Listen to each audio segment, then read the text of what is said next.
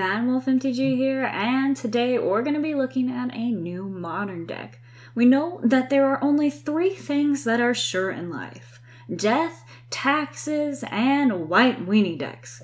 So that's what we're going to be looking at today, death and taxes. Originally, I thought this deck would be right up my alley. I like to play aggro. This seemed to have a lot of aggressive creatures and seemed to want to be attacking. But I started looking at it and that's actually not the case. So I'm a lot more terrified and scared because it seems to be, although you attack with creatures, it seems to be a little bit more on the controlling side, and I'm not great at that part. So we're going to see how well this turns out. So Death and Taxes is a creature-based deck, but it also really focuses on mana denial for your opponent. You have things that basically use sack lands, and your opponent has to sack lands. I'm nervous about this. I'm not sure I'm going to know when to use it and when not to use it. So yeah, we're going to see how well this goes. So not only is this not really an aggro deck, this also features Aether Vial in it, which, learning from Merfolk is going to help, but I don't think I am even close to being a semi-pro at using an Aether Vial. I really need to work on it.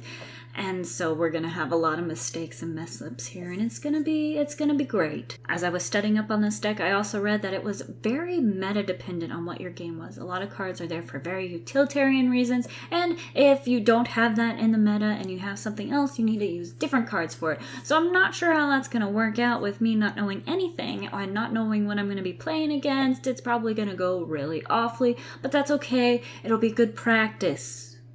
Probably, or it's just gonna be a straight up bloodbath and I'm gonna die. So the creatures in this deck do provide the pressure you need to get your opponent's life total down, but they also have very specific uses. Leon Arbiter is there specifically to turn your Path to Exiles into something so much better. Not having your opponent be able to search their library is awesome, especially with the fetch lands you have running around and everything. He is just nuts. You want him out on the battlefield. You also have Thalia, sometimes in both her incarnations, usually just the Guardian of Thraben version.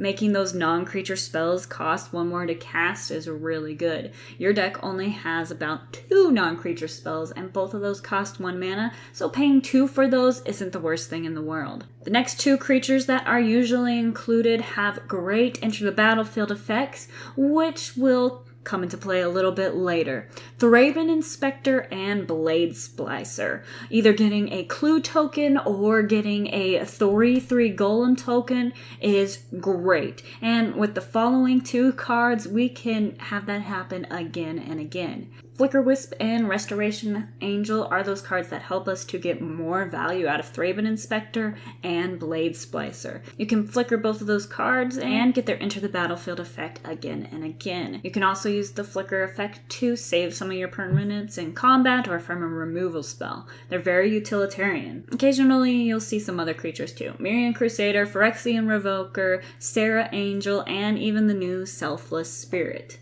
Like I said, I'm going to guess it depends on what you expect to be seeing out in the meta, which cards you want to have in your main deck. Spells we talked a little bit about already, but let's go over them again. Path to Exile, creature removal in white is going to be in there, and if you have your Leon Arbiter out, yeah, they don't even get to go search for their land unless they have 2 open mana because, that's rude. Aether Vial is also an auto-include in this deck because you want ways to cheat stuff out since we're going to be using lands to sacrifice and take away our opponent's stuff. Speaking of lands, usually this deck runs plains because more than likely it's going to be a mono white deck. Occasionally you'll see them splash green or splash black, but usually it's a mono white deck. The most important lands in this deck are your awful mana denial lands that I never want to see on the other side of the table, but I'm going to be playing them, so maybe it'll be different. I hope so. Ghost Quarter and Teutonic Edge.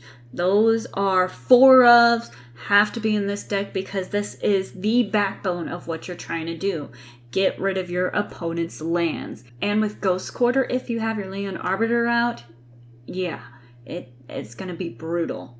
There's also some other lands in this deck like Adranos Castle and Cavern of Souls that have specific effects that you're looking for, but the backbone of your lands is going to be your plains and your mana denials. So I think I know what I'm doing enough to get myself into a lot of trouble when playing this deck. Like I said, I'm really nervous about the whole mana denial thing and knowing when to sack things and what colors to get rid of on my opponent's side. And I'm really nervous about that because I have a feeling I'm going to go in the first couple games and just be like, turn all my creatures sideways and be wrong for doing that. So I would really appreciate your tips and tricks in the comments below. Like this video, and as always, subscribe for more.